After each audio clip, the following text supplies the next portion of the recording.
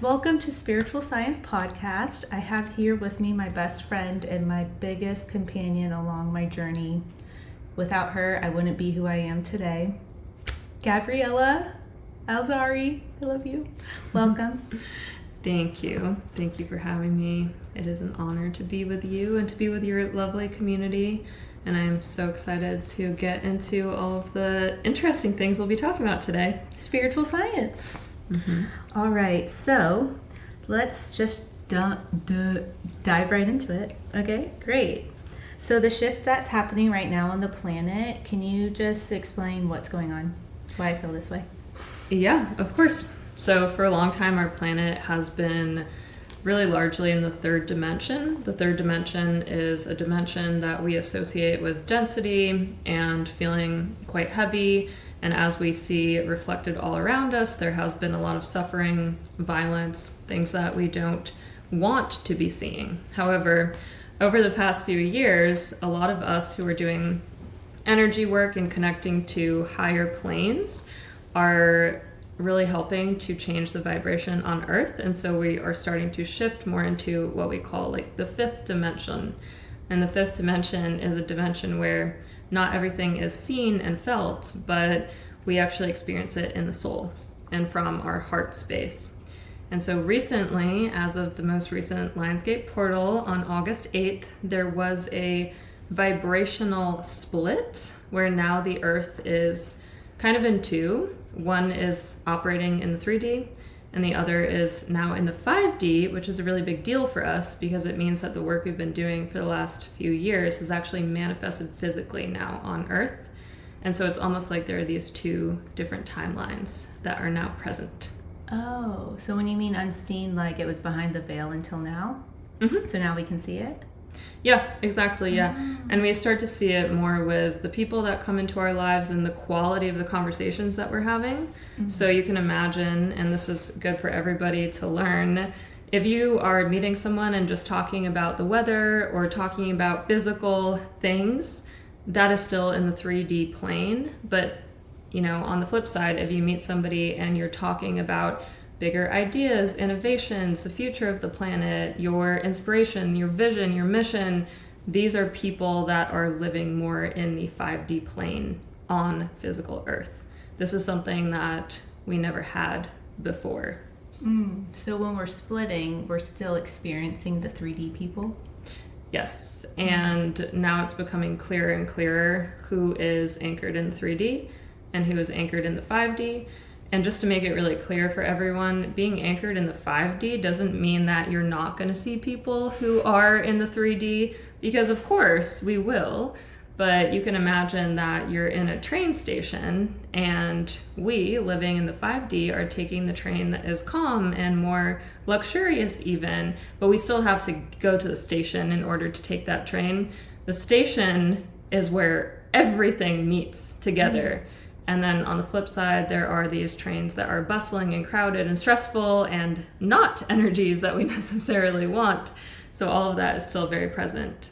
Oh, that's such a good analogy. It reminds me of being at a festival, and if you have a VIP wristband, you want to get your 5D VIP wristband. Yeah, exactly. That is so awesome. Wow, I've never heard it explained that way, and that is so easy and like clear to understand and visual. So thank you. Of course. Yeah. Okay. Well, that's great. That's great to know, honestly, because when people talk about 3D, 5D, I'm just like, math.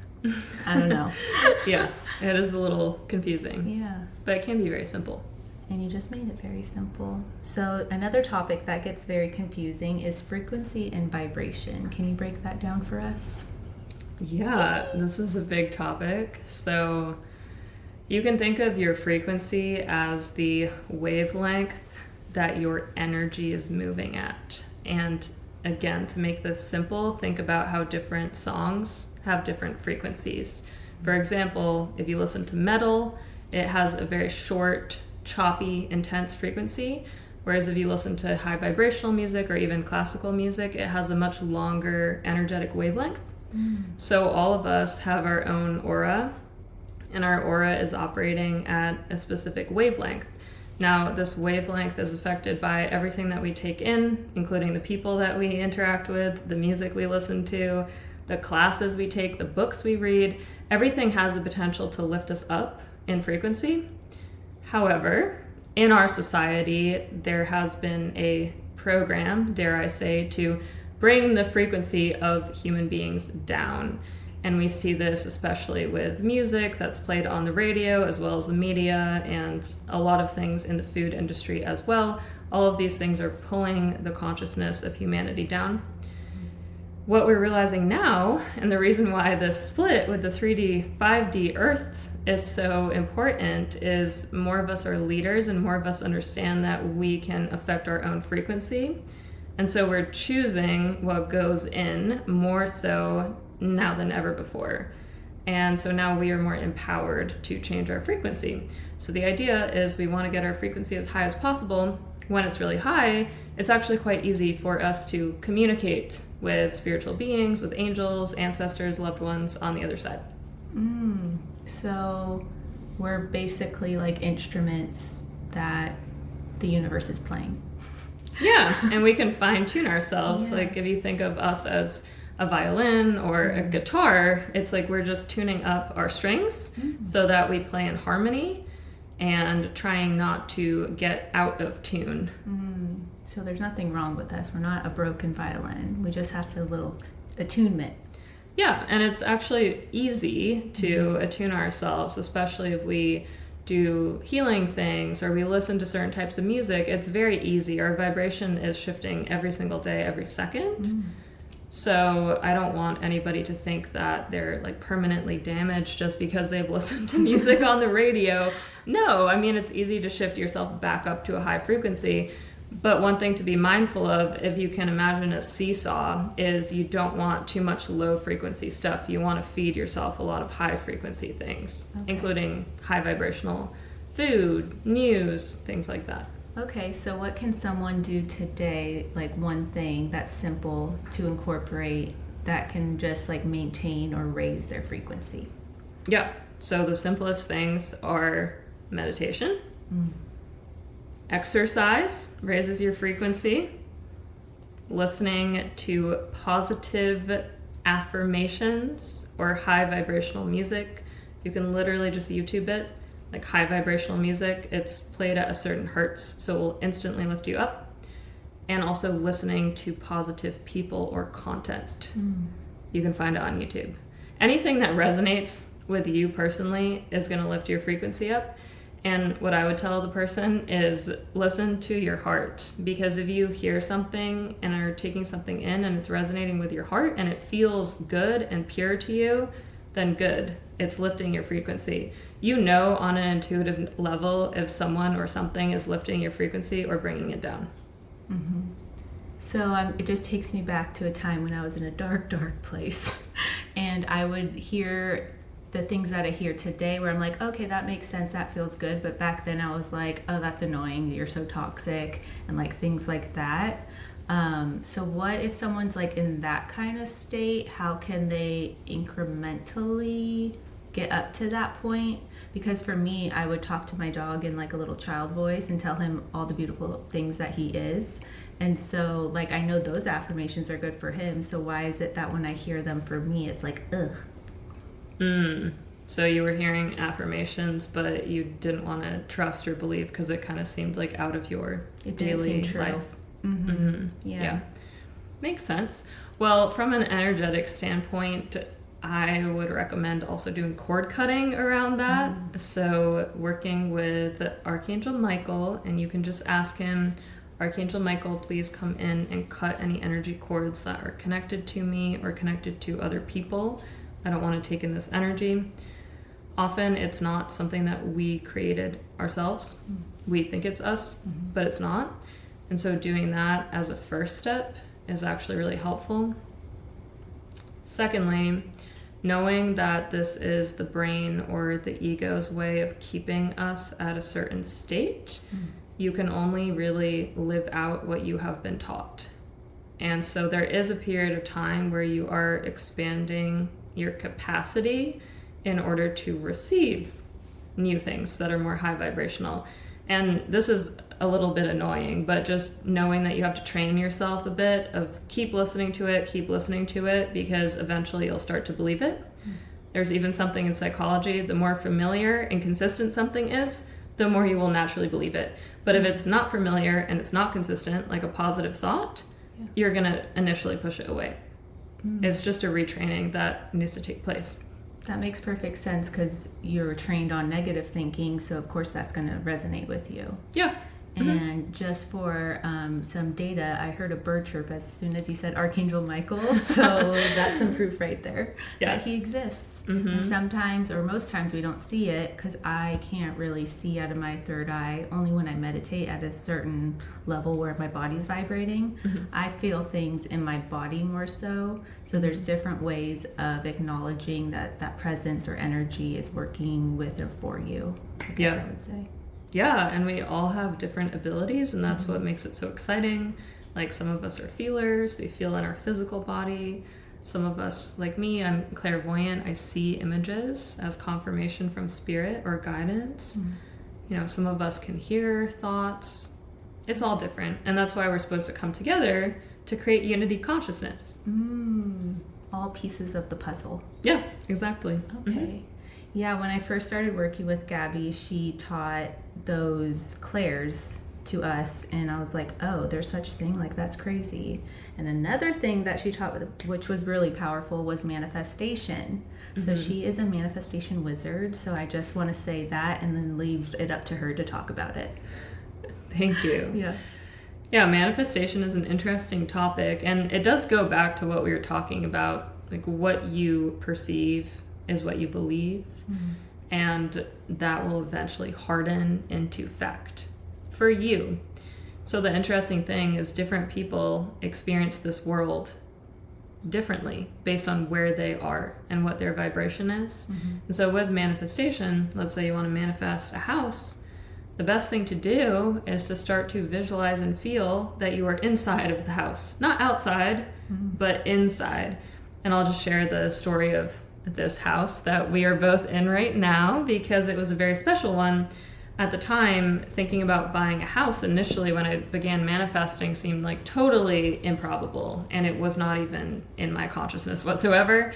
But I started as a experiment. What if every single night I just fall asleep and I imagine as I'm falling asleep that I'm in this beautiful house with high ceilings and a lot of light, and I really tried to practice that image. I call that an anchor event. It's like having one specific thing that you can anchor to.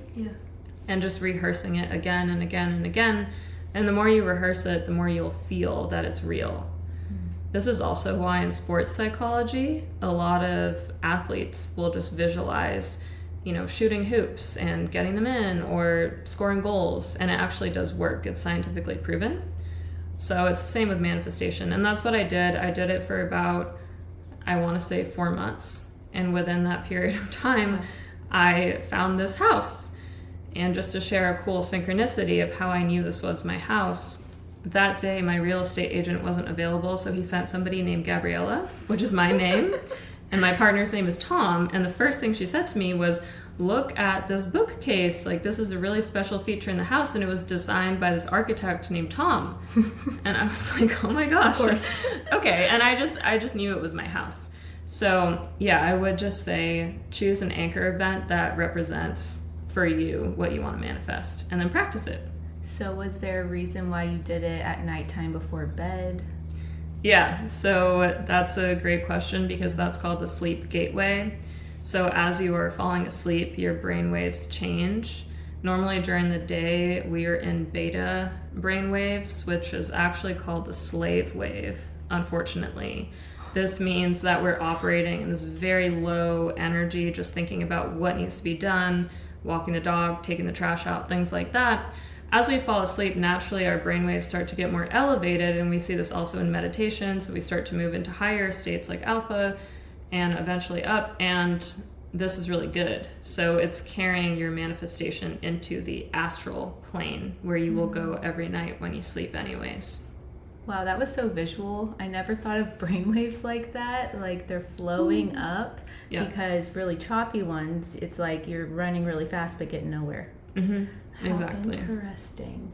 Okay, and then you said you saw in the bookcase the architect was Tom, so those are signs along the way just proving and confirming for you from your spirit team. Is that what you took it as?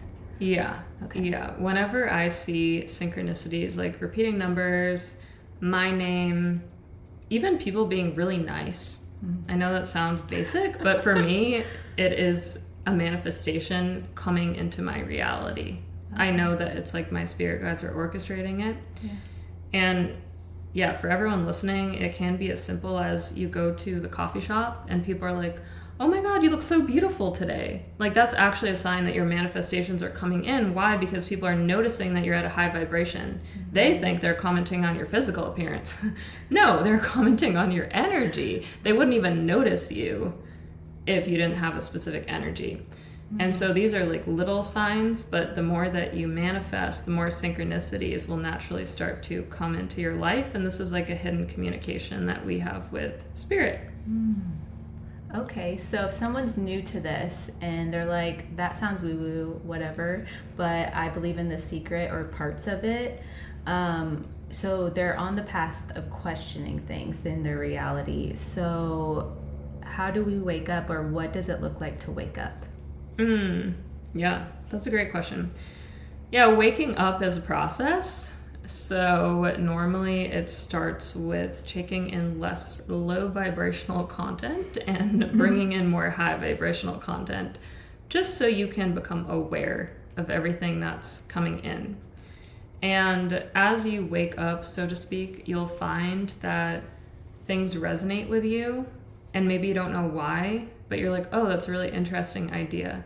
So the first thing is just to pay attention to those different threads and kind of take note and go into them more. And as you wake up, the truth is things in your life will get easier. So start to pay attention to the path of ease versus the path of dis-ease or lack of ease. And I'll give you a really concrete example. When I was at my corporate job, I worked in that job for 7 years in the same field, doing all different types of human resources. And at the beginning, it was fine. I was learning. It was okay. About 3 or 4 years in, I started to feel not so fulfilled. And at that time, I was on a quest to learn other things. And I really started to wake up. And as I woke up, my job started to feel denser and denser and harder. And my soul was just like, ugh, like disgust, honestly. Yeah. Like I just really didn't want to be there. I didn't want to do it. And I was noticing my energy was being pulled towards other things, like studying Reiki, studying shamanism, studying tarot, all different spiritual disciplines.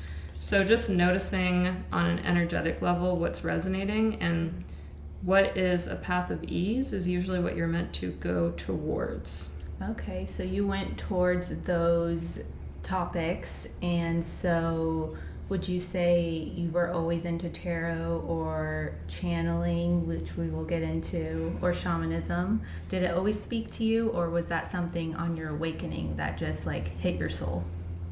Yeah, that's a good question. The truth is, from a young age, I was always interested in spirituality as a bucket term. I had no idea about tarot. In fact, when I was a child, I was told tarot cards were evil, so I didn't even think it was an opportunity for me to look into. I actually started studying tarot during COVID because I was bored, and I was just looking for some more fulfillment and stimulation, and it gave it to me at that time. So I think as you wake up, I was at a certain level at that point to be able to receive the teachings of tarot, whereas 5 or 6 years before that, there's no way I would have even been able to master it or understand it. And now with where I am, everything changes, right? So now that I channel, I'm more open to learning about galactic beings and life on other galaxies and planets, something that I never would have discovered before. And so I think, our interests match our current vibration. Okay, so you followed the path of tarot, and then what did you do from there? Yeah, so I started doing tarot readings every week, and I would post that to YouTube. And about 1 year into doing those readings, I begun seeing images in my mind. And this is clairvoyance, and this is how my channeling abilities started.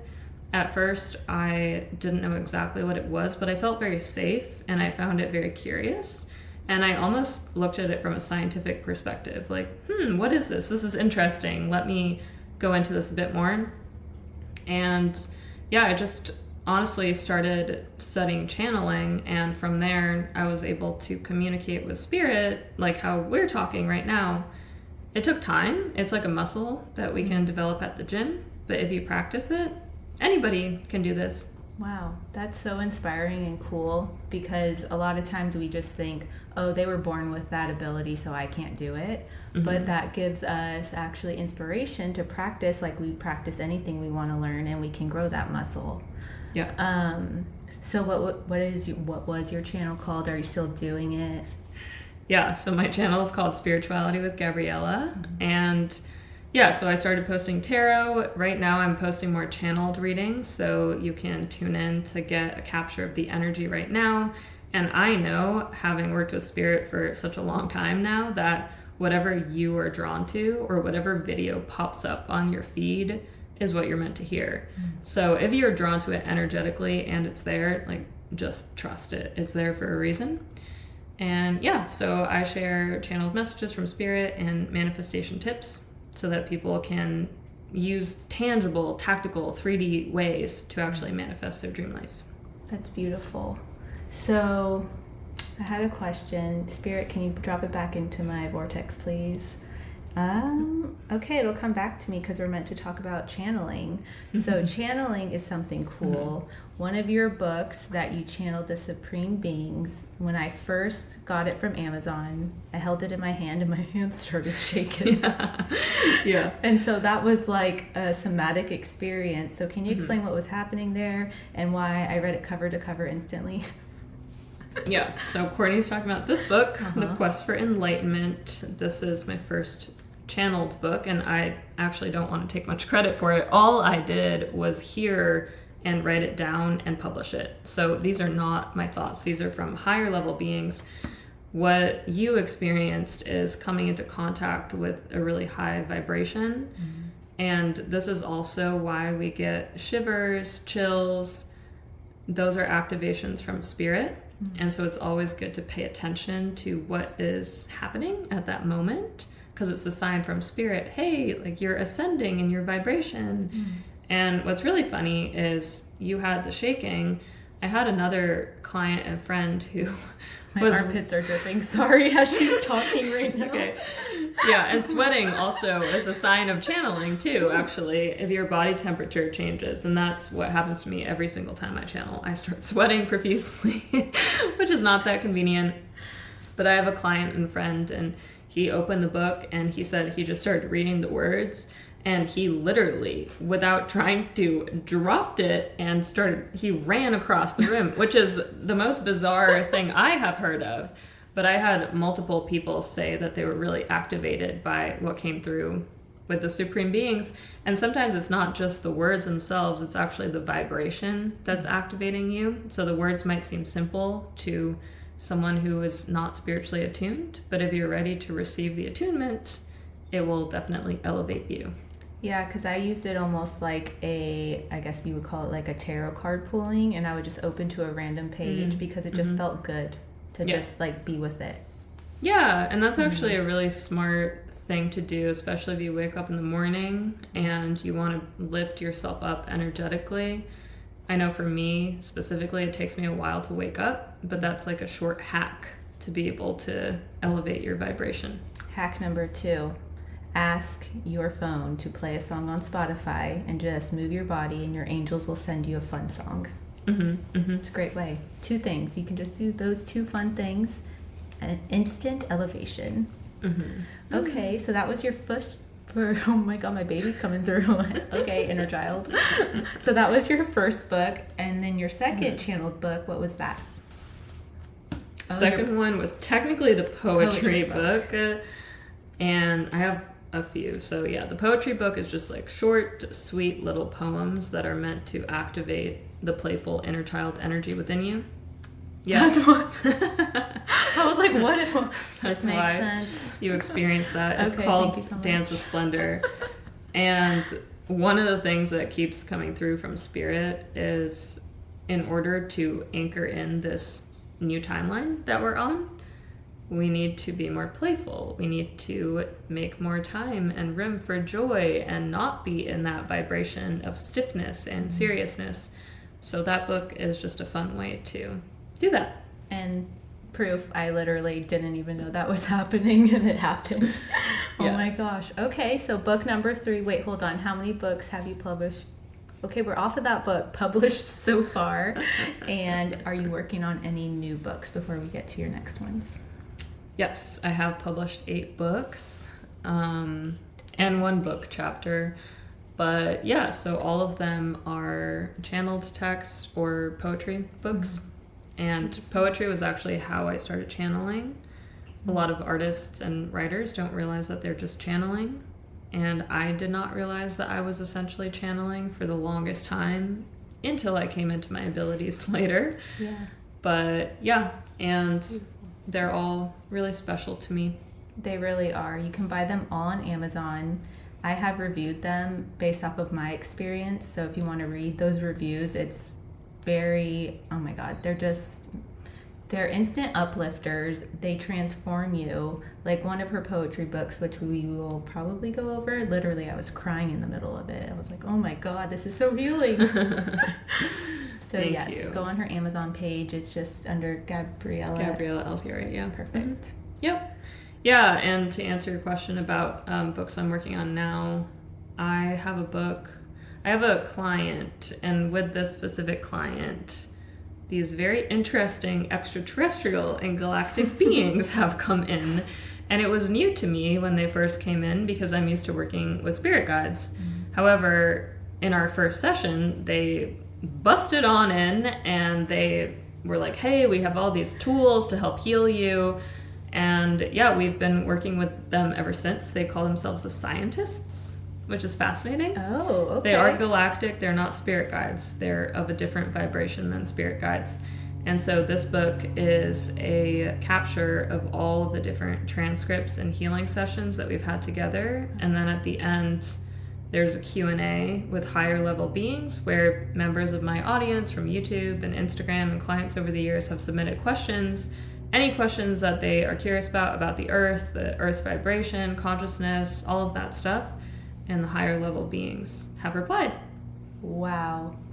Do you know when that's coming out? I can't wait to buy it. Probably like February 2026 is the target. That's going to be so powerful. Oh my goodness. Galactic beings. Okay, great transition. So galactic beings. So who are the supreme beings? Yeah. So how the supreme beings describe themselves to me is that they reside in a portal, which is between Earth and the higher dimensions. So if you can imagine, Earth is here, and there are dimensions above Earth. They are like guarding the Earth. Mm-hmm. So some people like to think of the highest dimension as heaven. You know, that's what we're taught in religion. But if that doesn't resonate, you could just think of it as a higher plane, and they are in between. And how they describe it to me is that they have a job to help the Earth navigate the lessons that it's assigned to as a planet and even as one consciousness. The Earth itself is a spirit, and she has a consciousness. That's why we call her Mother Earth. So yeah, they are assigned to help us navigate all of the things that we are learning and transforming through. Wow. So they're like aides or like translators or something. Yeah. Wow. Yeah, and it was fascinating actually, because when I was channeling them at the beginning, I didn't know who they were either. Mm-hmm. They revealed themselves to me, and that's exactly how they described it to me. And I will say, when I was channeling, I literally couldn't stop writing. My hand was hurting so badly. I cannot even emphasize how badly it was hurting, but I just felt this huge compulsion, like I have to finish this. And I channeled the first book in one sitting. Other than bathroom breaks, I literally did not leave. I didn't eat, nothing. And yeah, they were really passionate coming through and had a lot to share. And you weren't like tired or anything? Like you were just filled with energy? No. Yeah, it was really interesting because normally I would be tired writing so many pages like that. But no, it was like a huge surge of energy moving through me. Wow. Because they wanted to come through earlier, and you were saying it was through the back of your head. So is that like the sign that they're coming through? Like, walk us through that process. Yeah, so something I've learned over time, and this will be helpful to distinguish between ego or just standard brain thoughts and what is spirit communication. If you can imagine that at the front of your brain is where you're making just normal, everyday decisions. Like, I have to take the trash out. I have to finish this task. I have to do this. I personally experienced that at the front of my head. That's just how I do. And it took me a while to learn that. When I hear spirit, it literally feels like it's coming from my crown chakra and at the back of my head. And it has like a much higher vibration.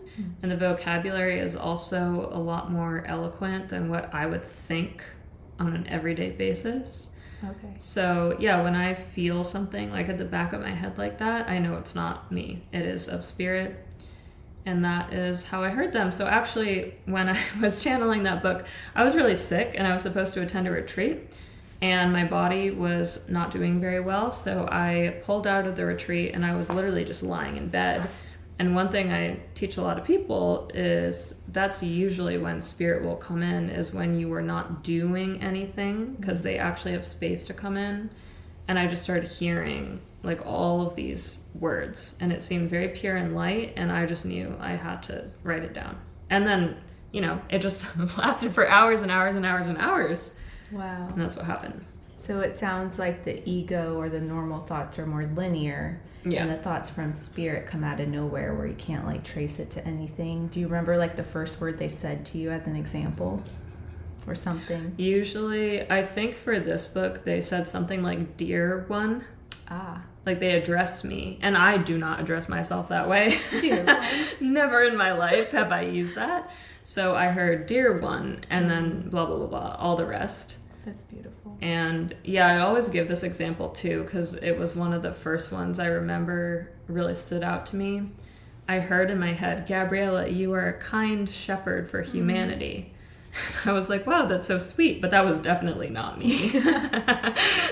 Never would I use those words for myself, and I wouldn't choose shepherd, you know, that's just not how I speak. So that's an example of how you'll know it's spirit. It sounds so kind and nice. Yeah, they're very kind, they're very loving, and yeah, I mean, other things that I experience which might also be helpful is my eyes water when I channel. My body temperature gets really hot. Some people, it will get cold, but for me, I start sweating profusely. And there were some of those things happening too. So I knew it wasn't just me. The signs your body's telling you. Mm-hmm. Very cool. So what was that book called, the next one? Well, so this one is called Field of Light. And this is also a channeled text from the Supreme Beings. It's a little different in that this is about systems and structures that are not serving humanity, and then how we can counteract that in ways that we can live more harmonically with our environment, animals, etc. Okay. And then the next book.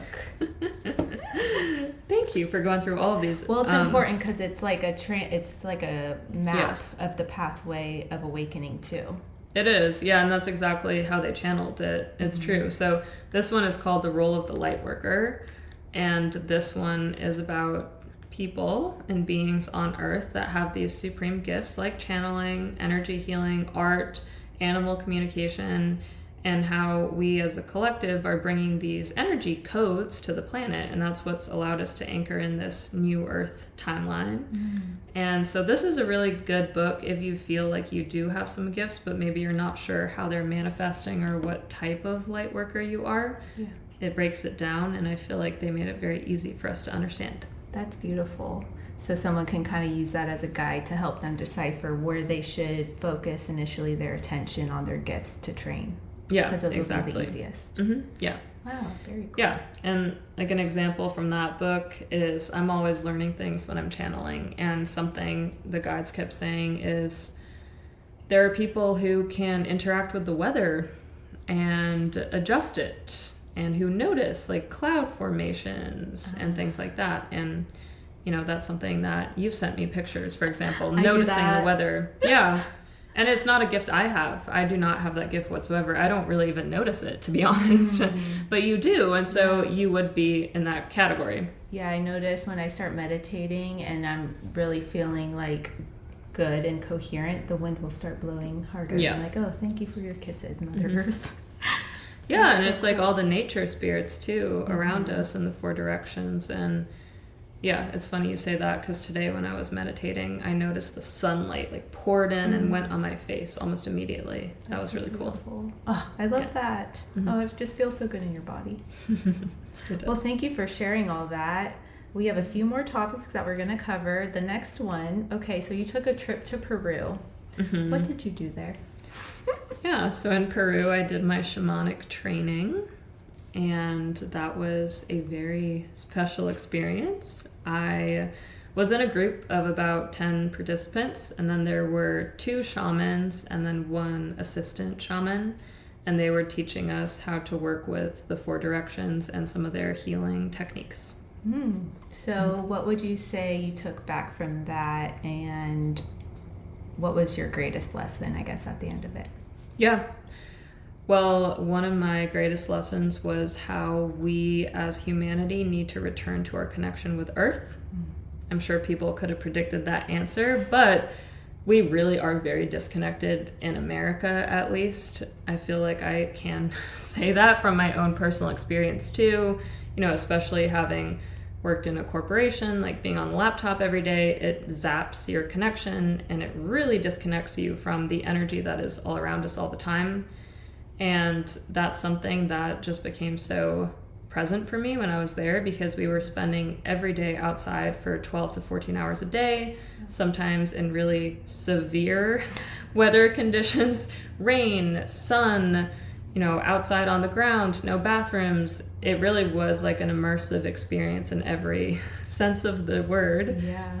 And yeah, I came back with this much deeper respect. And now when I look at the trees and the shrubs and bushes, I feel like they are actually spirits working with us, and they're trying to communicate with us all the time. So that was one. The other thing I would say is, through having that connection, I felt a lot more solidified in my energy field, so I felt more grounded and less floaty. And as somebody who channels every day, you can imagine it's really easy for me to float up to the higher realms, and it has historically been hard for me to come back into my body and to be able to be a normal human being. I can speak like a normal human being, but sometimes my internal experience doesn't feel very normal, and that's been hard for me to share with people. But after the training, I felt a lot more grounded. And then the final thing I would say is, I also just felt this deep respect for our lineage, like all of our ancestors, and that they're always guarding us and protecting us. And in shamanism, it is very, very, very intentional. Like, they will take sometimes hours to set up a ceremony. And it's very different from how I personally learn things in the Western world, air quotes, where, you do a Reiki session and yeah, sure, you might set up for 30 minutes or an hour, but this was totally different. And so I learned the intentionality behind doing this really sacred work. Wow, that's so beautiful. And I feel like the lesson of grounding is so important that we all can take away from it, because grounding, okay, coming from experience, I used to think that was woo-woo too, because I was low-key atheist before my spiritual journey into 2021. And so I thought hippies would just like walk with like no shoes, and that was weird. But then I started doing it on the beach, and I noticed my nervous system was starting over time to calm down, and that was the only thing that was different.